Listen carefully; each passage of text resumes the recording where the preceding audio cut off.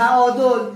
ببینید مثالهاشو قبلا براتون زدم، برای تقریب به ذهن دوباره مثال میزنم. ببینید الان من اینجوری ایستادم، اینجوری شدم، اینجوری شدم، این تعادل من به هم خورده. من زمانی که صاف بایستم یعنی تعادلم درست. اینطوری بعضی‌ها فقط روی یک پا، خیلی یاد دیدم روی یک پا نماز میخونن، رو دو پا نمیتونن نماز بخونن. تعادل به هم خورده. درست شد؟ از بالا نگاه کنید، در صورت، در کتف‌ها، در زیر استخوان‌های اسکاپولار و شانه، در تاج لگن، در خود لگن و اتصال استخوان ران توی این قسمت، زانوها، مچ پا، پاشنه پا و پنجه پا. این کل تعادلی که شما باید بهش دقت کنید. اونی که ظاهر بود رو متوجه شدید؟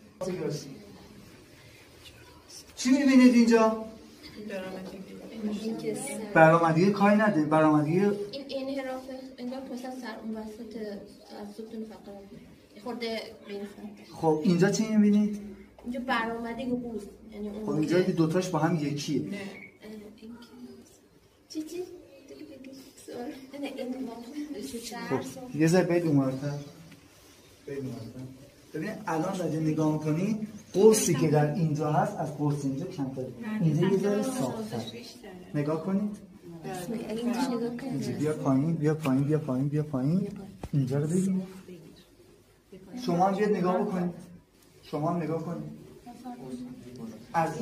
از اونجا نگاه کنید. سرتون بیاد پایین. دیدید؟ همه دیدن؟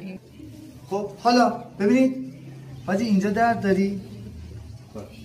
درد داره. اینجا چی حاجی؟ نه؟ فهمیدی چی شد؟ یه گرفتگی اینجا وجود داره. چرا؟ چون گفتم مسئله چیه؟ تقارنه، تعادله.